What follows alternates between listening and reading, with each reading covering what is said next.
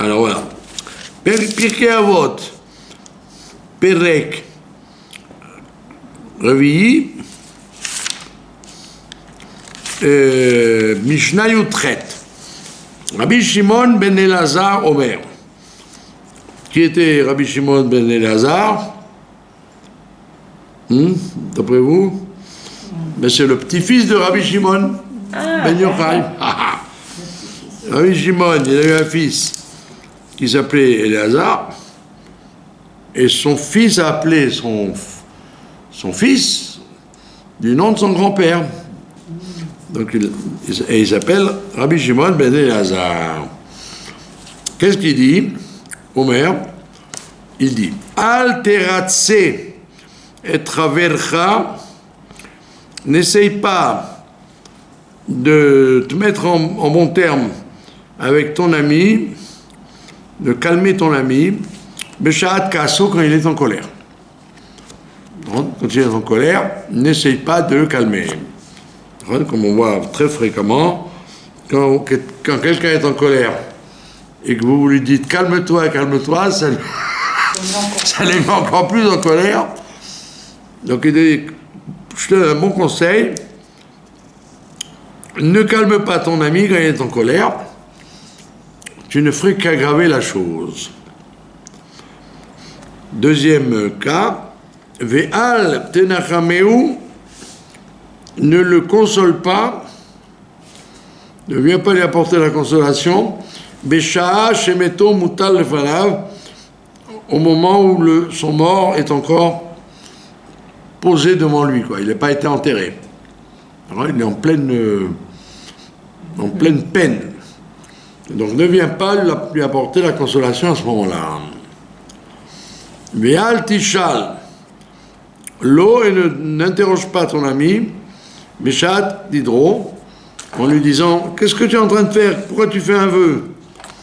Comme il est en colère, il a fait un vœu par exemple il dit je n'irai pas, je ne veux plus aller chez lui. Il ne m'a pas invité au mariage de sa fille, je ne veux plus le voir. Il dit non, ne dis pas ça, ne dis pas ça. Oui, je le dis. Il dit le fait qu'il confirme le vœu qu'il a fait, ça sera très dur de lui enlever le vœu, parce que tout le but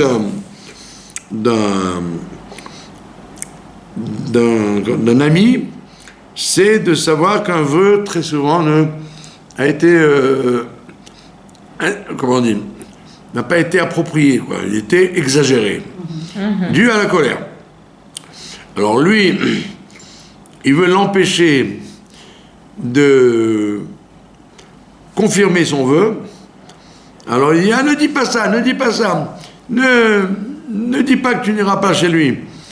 Et donc si on s'en arrêtait là, quand le gars serait calmé, il aurait été voir un beddin de 3 personnes, et le beddin de 3 personnes lui aurait dit monsieur, si vous aviez su ce à quoi vous engagez en disant ça, vous l'auriez fait? Il dit non, je regrette parce que maintenant il m'a invité, j'ai dit que je n'irai pas chez lui, j'aurais pas fait le vœu. Ah, alors monsieur, puisque vous n'auriez pas fait le vœu, vous êtes détaché du vœu, vous êtes libre. Mais si moi je viens pendant qu'il est en colère et qu'il dit je n'irai pas chez lui, et tu dis non, ne dis pas ça, tu le calmes, qu'est-ce qu'il fait? Il confirme. Il dit non, je te dis, je n'irai pas chez lui. Et bien, puisque tu insistes, je confirme. Là, on ne peut plus lui enlever le vœu. Parce que il vient de dire lui-même que même dans un autre état d'esprit, il n'ira pas chez lui. Donc tu as aggravé sa possibilité d'ouvrir une porte de sortie en essayant d'empêcher l'application de son vœu maintenant. Tu as dû attendre qu'il se refroidisse. C'est comme le café turc. Tant qu'il est chaud, les grains ils sont en haut. Quand il se refroidit un peu, les grains descendent et donc il est buvable. 4e cas, Ve'al tishtadel liroto, et ne t'efforce pas de le voir, donc ton ami quoi, Beshat kalkalato, au moment où il dégringole. Il est en pleine dégringolade, d'accord, spirituelle par exemple. Kalkala, c'est avec un kouf, ça veut dire une chute ou spirituelle ou matérielle, on appelle une chute. Et toi, qu'est-ce que tu fais? Tu essayes d'aller le voir pour lui dire, mais c'est pas bien, tu as arrêté d'aller à la synagogue, ou tu as arrêté de manger kasher, c'est pas bien ce que tu es en train de faire. Il dit, ne cherche pas à le voir quand il est en pleine chute. Pourquoi? Parce que le Rashi et les Mefarshim nous disent que quand quelqu'un faute, eh ben il se sent pas bien. Pas qu'il est fier de son état, il se sent pas bien d'avoir fauté, il se sent mal à l'aise, et toi quand tu viens le voir pour soi-disant le remettre sur la bonne voie, sur la ligne droite, tu ne fais que aggraver sa peine, puisqu'il a de la peine en fait, il n'est pas fier de lui. Contrairement à ce que tu aurais cru, que quand quelqu'un faute, il est fier de lui. Pas du tout. Quand quelqu'un faute, il n'est pas fier de ce qu'il a fait. Il l'a fait par la force de son Yetzirah. Mais en fait, une fois qu'il l'a fait, il regrette. Il se sent mal. Et toi, en venant le voir, pour lui dire, reprends-toi, c'est pas bon, c'est dommage de commencer à pas manger kasher, remange kasher, etc.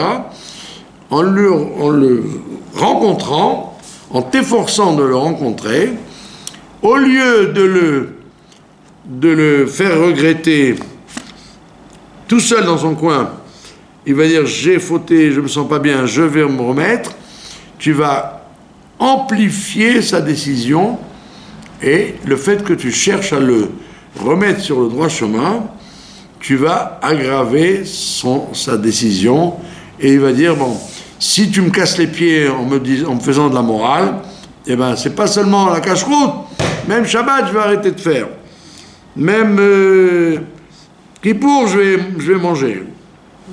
Donc tu as raté ton coup, d'accord?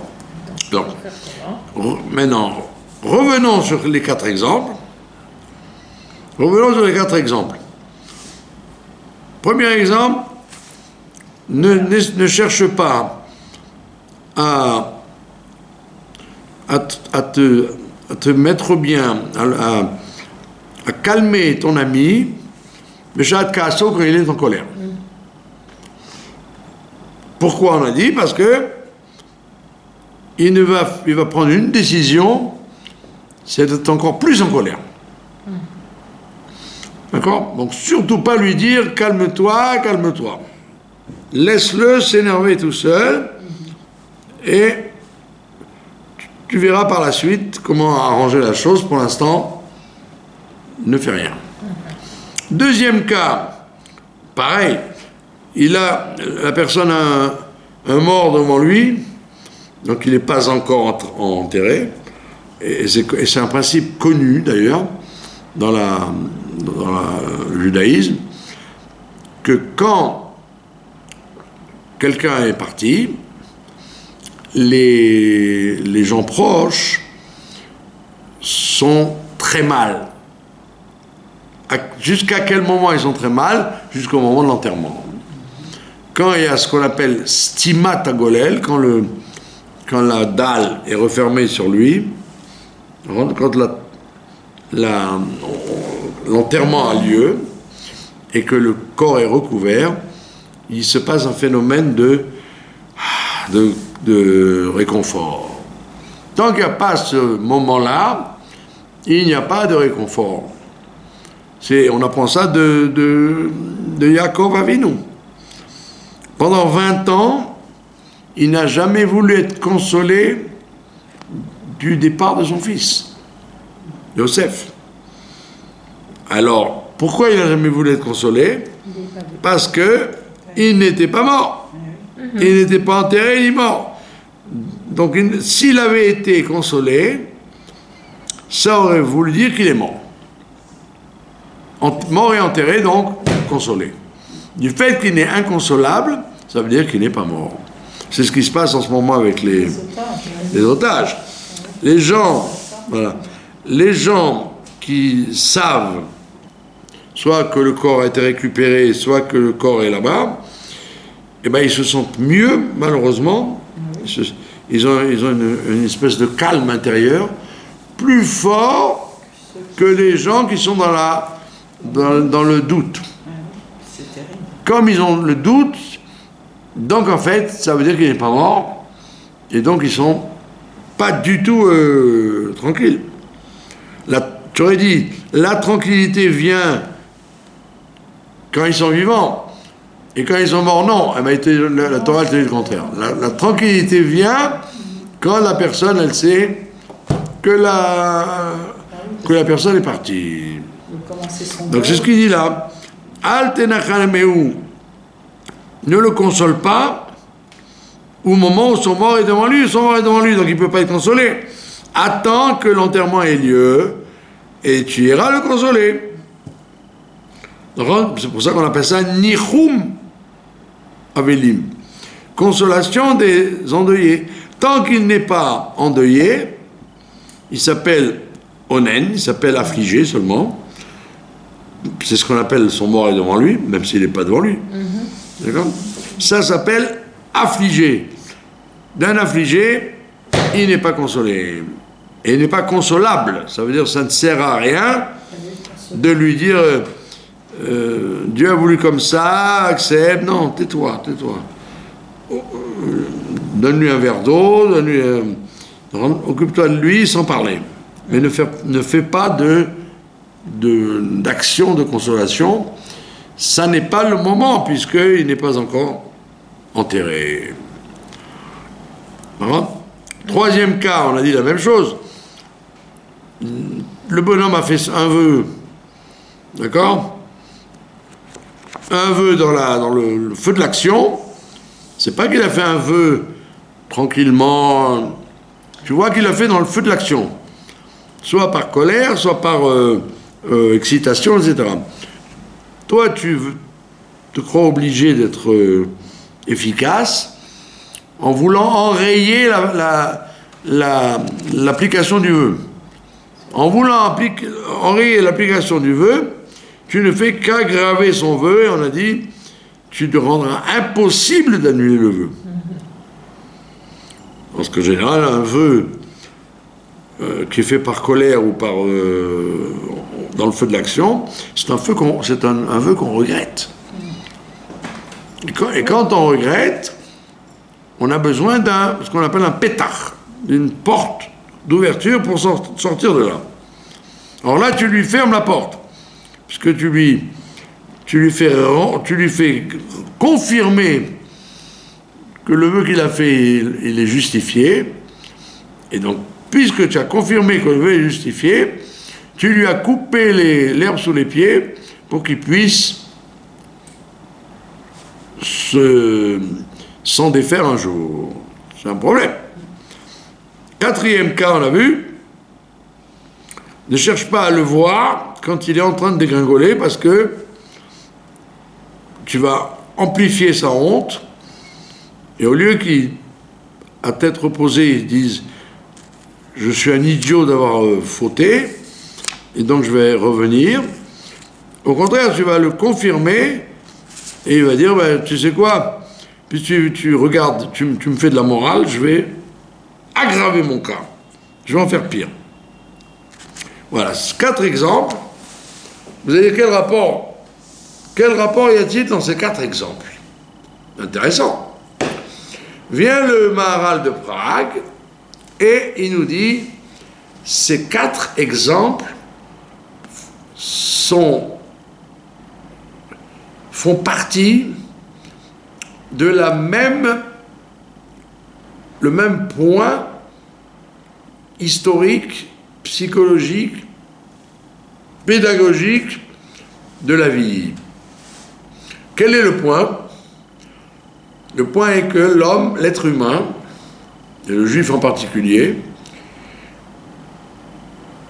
sait, où il pense, où il a appris, que l'homme est venu sur terre pour réparer.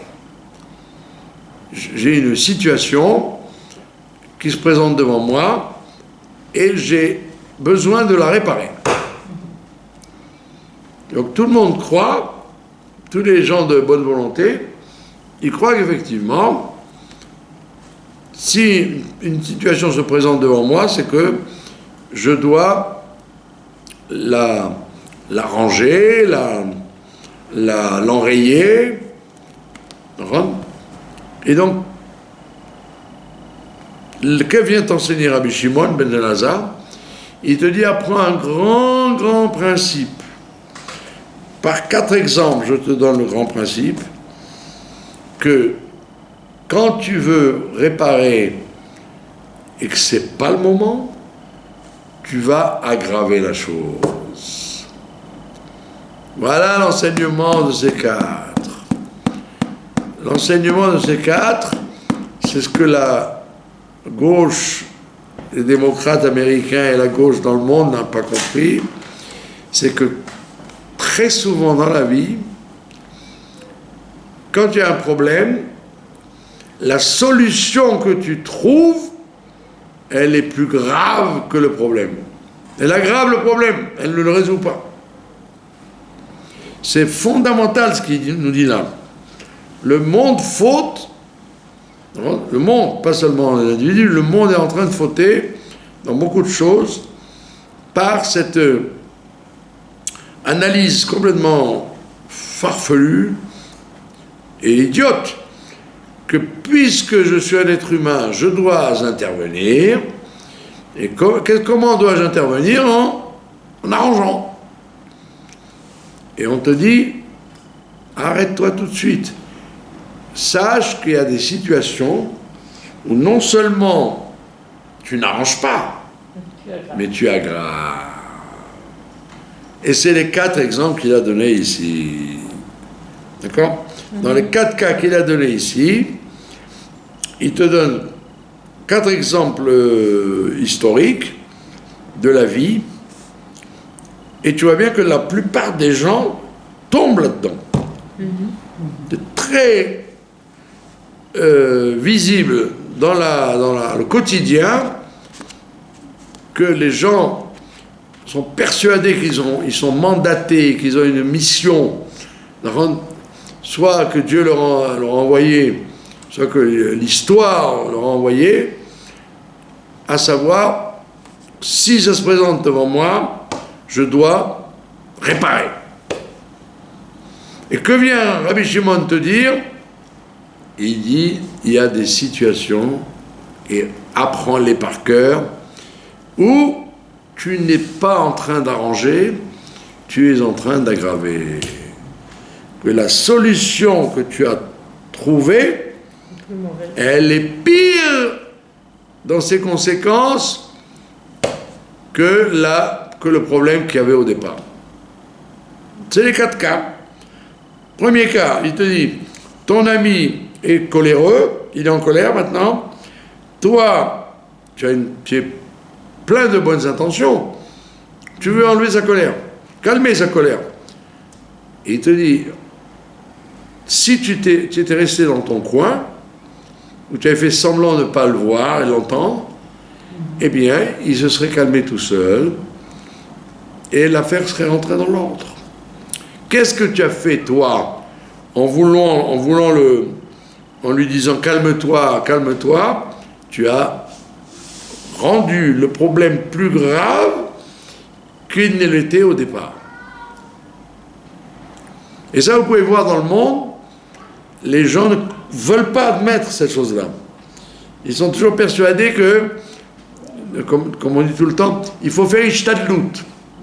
Il faut s'efforcer. Si Dieu m'a montré ça, c'est pour que j'intervienne. Eh bien, justement, non. Justement, non. N'interviens pas, tu aggraves. Mais tu es un lâche. Tu vois bien qu'il est en colère, il fallait le calmer. Eh bien justement, je ne suis pas lâche. J'ai écouté Rabbi Shimon qui m'a dit, ne fais rien, fais semblant de n'avoir rien vu, rien entendu. C'est pas de la lâcheté, c'est que l'affaire va se calmer d'elle-même et que de toute façon, quand le café va reposer, à ce moment-là, tu pourras intervenir. Pas avant. Vous voyez bien que l'Occident se bourre complètement. Toutes les solutions, c'est connu que la plupart des solutions que l'Occident trouve sont plus graves que le problème. D'accord ? Les Israéliens ont voulu rendre le Gush Katif en disant on aura la paix avec les gens de Gaza. Ben on a eu 1400 morts. À l'époque, ils lançaient des petits projectiles qu'on pouvait enrayer tic-tac.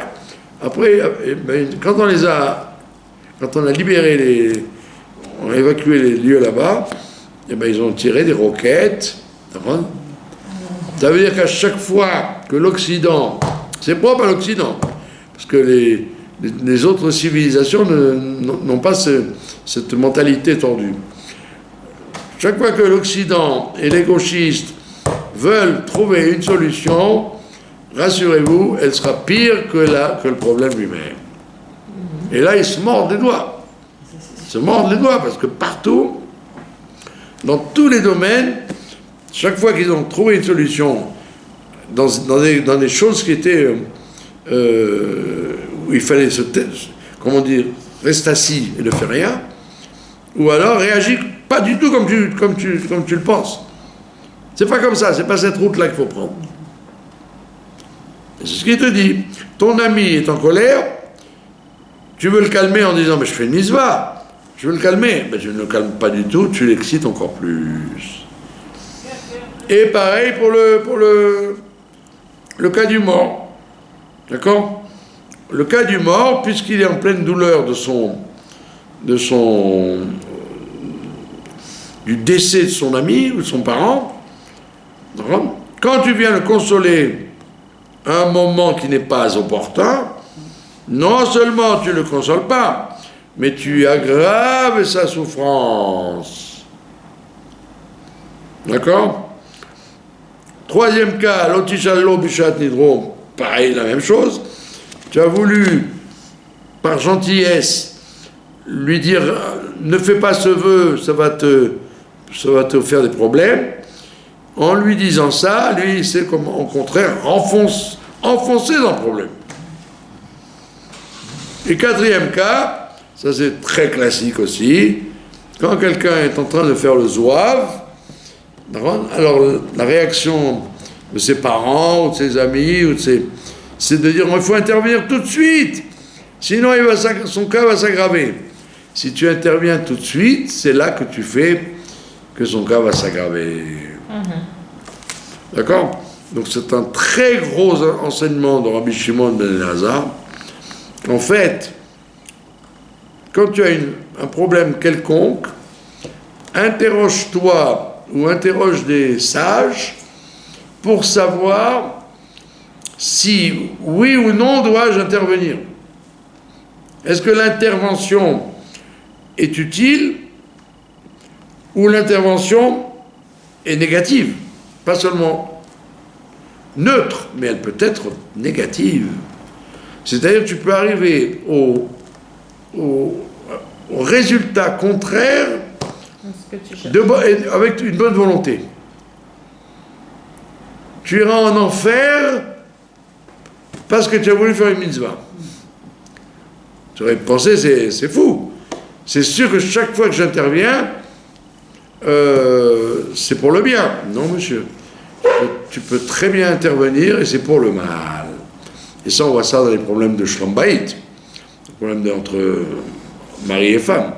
C'est que la famille et les amis, etc., des fois, il ferait mieux, comme on dit vulgairement, de se l'enfermer, de ne pas... je n'ai pas vu, je n'ai pas entendu. Mais tu es un lâche, un mêle-toi, tu fais la paix. Tu fais la paix, tu fais rien du tout. Au contraire, tu aggraves tu mets de l'huile sur le feu. D'accord ? Donc c'est très important, parce que l'être humain, et le judaïsme en particulier, il est bercé de cette idée de ishtadlut. Je dois m'efforcer d'eux. Et donc, ça devient maladif. J'ai une situation, je dois la réparer. Olam hatikoun. Je dois réparer. Et là, on te dit, mais hein, c'est incroyable, parce qu'on te dit, mais pas du tout. Si tu veux réparer, ben ne fais rien. C'est absurde. Tu aurais dit, mais, si je dois réparer, c'est que je dois intervenir. Et on te dit, non. La meilleure intervention, c'est la non-intervention. Ne fais rien. C'est intéressant ou pas? Très. Et donc il faut apprendre par cœur cet enseignement. Comme il dit, le Baal Shem Tov, il dit, tout ce qu'on voit ou tout ce qu'on entend dans la vie, c'est un enseignement qu'on doit tirer. C'est un enseignement qu'on doit tirer, mais ça ne veut pas dire que l'enseignement veut dire que tu dois faire. L'enseignement, c'est justement, quelquefois, de ne rien faire. Et ça ne s'appelle pas lâcheté, manque de chassidout, manque de Avat Israël. Dans énormément de cas dans la vie, le non-faire est plus efficace que le faire. Non. D'accord ? Voilà ce qu'il voulait dire Rabbi Shimon ben Elazar. D'accord ? Et après on embraye sur la Mishnah suivante, qui est reliée à la première d'ailleurs. Il dit Shmuel HaKatan Omer. Shmuel HaKatan, c'était un élève de Rabban Gamliel qui était comparé à Shmuel HaNavi. Shmuel HaNavi, c'était le plus grand des juges. Shmuel HaKatan, on l'appelait le petit, pour dire que par rapport à Shmuel HaNavi, il était petit, mais par rapport à sa génération, il était très grand. Et la preuve, c'est que la Gemara, elle dit, si la génération avait mérité, Shmuel HaKatan aurait reçu la Torah à la place de Moshe Rabbeinu. La présence de Dieu résidait sur Shmuel HaKatan comme elle a résidé sur Moshe Rabbeinu. Donc c'est un très gros personnage que ce Shmuel HaKatan. Qu'est-ce qu'il dit? Il dit Binfol o Ifra al tismach. Dans la chute de ton ennemi, ne te réjouis point. Si tu as un ennemi, d'accord? Pas un ennemi mortel, un ennemi, par exemple un collègue de travail, ou quelqu'un qui fait le même métier que toi, ou quelqu'un que tu n'as pas tu n'aimes pas, c'est ton ennemi. C'est pas obligé de te battre à coups de poing avec lui, mais tu sens que tu l'accroches pas avec lui. C'est ton ennemi. Tu l'aimes pas. D'accord? Eh bien, comme tu ne l'aimes pas, tu aurais tendance, quand il tombe, financièrement, ou il se dévoile comme n'étant pas si bien que ça, tu aurais tendance à te réjouir de ça. De le voir chuter.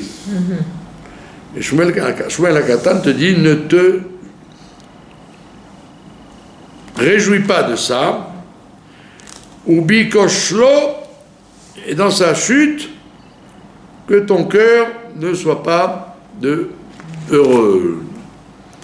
Quand il dégringole, que ton cœur ne soit pas allègre. Sois pas de bonne humeur de le voir dégringoler. Et il dit pourquoi? Il dit parce que peine iré Hachem, de peur que Dieu y regarde, que tu es en train de te réjouir de sa chute, verra beinav, ça ne va pas lui plaire, ça va être mal à ses yeux, aux yeux de Dieu. Veshiv me'alav apo, et il va enlever sa colère de l'autre, sous-entendu qu'il va la mettre sur toi. Il va transférer la colère qu'il avait sur l'autre, du fait qu'il a montré des signes déjà en le faisant tomber. Il y avait des signes déjà qu'il n'était pas bien, puisqu'il a fait tomber. Mais ça aurait continué en lui envoyant des catastrophes. Il dit, toi qui t'es réjoui de sa chute, eh bien sache que, pour faire peur, il dit ça, Shmuel HaKatan, pour te faire peur, il dit, tu sais quoi, le fait que tu te réjouisses, ça va tomber comme un boomerang sur toi. D'accord? Alors, tout le monde connaît le pshat de cette histoire. On ne parle pas d'un ennemi antisémite. On ne parle pas d'Amalek et de tous les méchants profonds. Cela, Dafka, oui, il faut se réjouir. Il faut se réjouir. Pas comme les gens ils disent, ah, vous vous réjouissez de la peine des gens de Gaza et des Iraniens et des Syriens et du Hezbollah. Et oui, il faut se réjouir, parce qu'on ne parle pas ici, on parle d'un juif. D'un juif qui est ton ennemi. On ne parle pas d'un ennemi réel, à savoir un antisémite. Un goy antisémite, il faut se réjouir.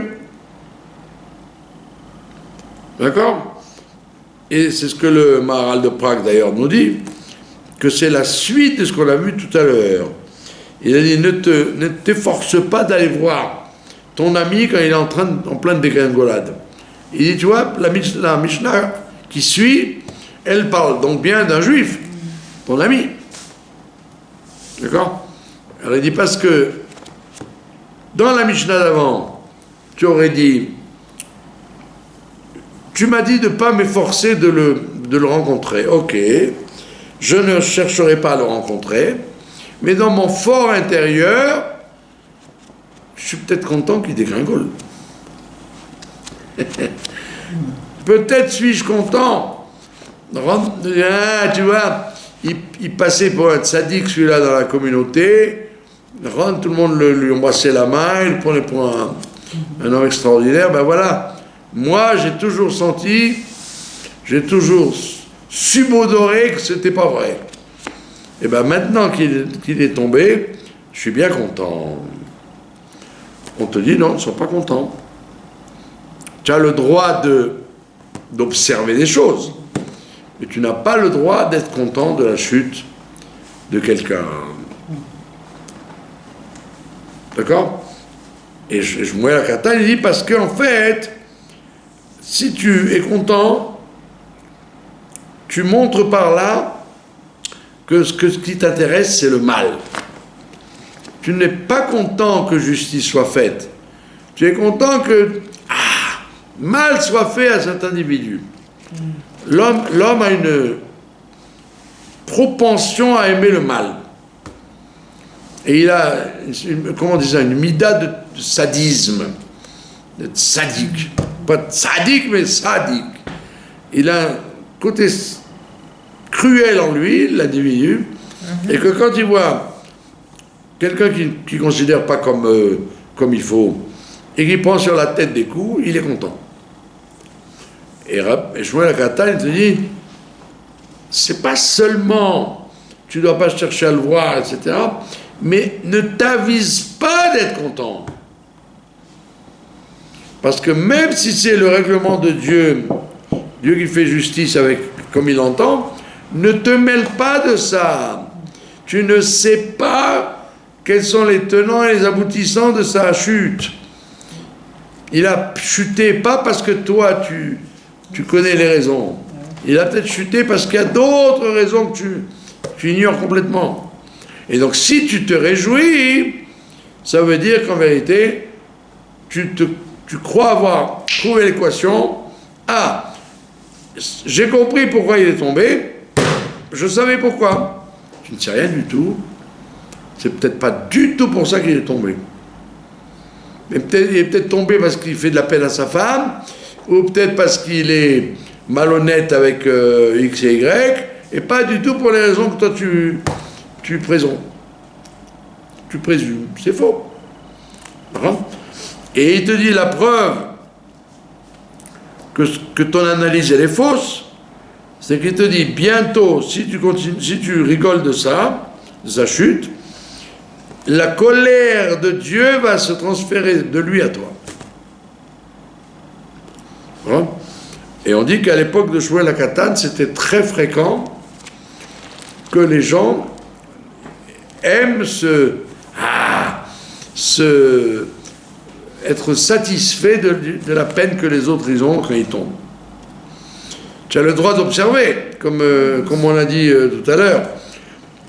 Malheureusement, les gens qui ont souffert du 7 octobre et les massacres qu'il y a eu, c'est malheureusement beaucoup de gens qui ont soutenu justement l'évacuation du Gush Katif et qui 20 ans après se sont pris plein la figure.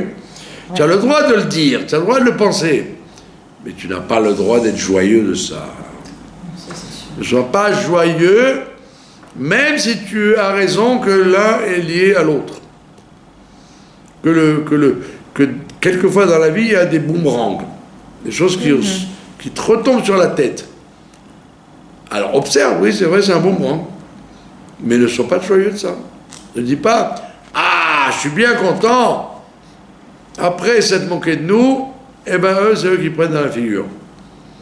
Ne fais jamais ça parce que la joie que l'on a de la peine de quelqu'un, c'est toujours une joie malsaine. C'est une joie malsaine. D'accord ?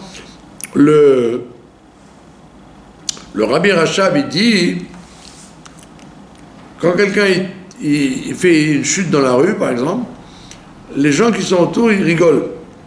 Parce que tu le vois marcher normalement, puis tac, il trébuche, et il tombe. Il dit bien que ce soit triste que la personne tombe, ça fait rigoler les gens qui regardent. Pourquoi ? Parce qu'il y a eu un changement brusque. D'accord ? Il dit ça, c'est un réflexe que l'homme, dès qu'il voit quelque chose de surprenant et brusque, ça le fait rire ou ça lui fait peur ou le fait rire. C'est vrai, mais c'est pas volontaire. C'est pas que tu as rigolé parce que tu es content qu'il tombe. Non, ça t'a fait rigoler parce il marchait sûr de lui-même et il est tombé. Mais on ne parle pas de ça, on ne parle pas d'un réflexe qui est très fréquent. Il y avait une dame qui marchait comme ça, très fière d'elle-même, et comme elle avait des talons trop, je sais pas quoi, elle a fait un vol plané. Et donc, bon, évidemment, tout le monde a été la secourir, et tout le monde a rigolé parce qu'elle était fière d'elle-même. Et elle a été surprise elle-même. D'accord ? Alors c'est naturel de rigoler, mais c'est pas une preuve que c'est pas un cas d'une ennemie. Non, c'est quelque chose qui t'a fait rigoler parce que, bon, ça arrive.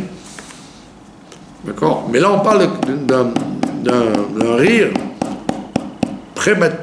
prémédité, que la personne, tu ne l'aimes pas, comme tu ne l'aimes pas, en ton fort intérieur, ça te fait plaisir de l'avoir tombé. Il ne faut surtout pas avoir cette réflexion, il ne faut surtout pas avoir cette réaction, et au contraire, se défendre sans défendre. De dire non, je ne dois pas me réjouir, et Shmuel HaKatan, il te dit, je vais te faire peur en te disant, si tu te réjouis, eh bien sache que la chose réagira sur toi, parce qu'en fait, tu as été... on t'a montré ça, on t'a pas montré ça pour que tu juges avec satisfaction. On t'a montré ça pour dire Dieu a ses raisons, moi je ne les connais pas, moi je ne les comprends pas, et donc, l'épreuve elle est justement de ne pas se réjouir. L'épreuve elle est de ne pas se réjouir. Il dit si tu te réjouis, et ça arrive tous les jours ça, alors, des gens qu'on n'aime pas, ou qui on a une certaine animosité. Alors, on a une certaine satisfaction d'apprendre une mauvaise nouvelle sur eux. Et il te dit, Shmuel HaKatan, garde-toi. Donc, au contraire, prie que les gens fassent teshuva et qu'ils s'arrangent et que tout aille bien pour eux. Et si tu ne fais pas ça, que Dieu ne plaise, tu risques de t'attraper toi-même la colère de Dieu qui va se transférer de la personne sur toi. Voilà, donc là, les deux Mishnayot s'embrayent l'une avec l'autre. Et de là, donc, si les gens vous disent, quand il y a un terroriste qui meurt ou un méchant qui disparaît, il dit, il y a écrit dans les Michelet de Shlomo HaMelech, si t'es pas Shmuel HaKatan, quand ton ennemi tombe, ne te réjouis pas. Ton ennemi, s'il est de chez nous, mais pas un ennemi, pas un amalécite. D'accord? Voilà. Je vous remercie de votre attention. C'est nous qui vous remercions.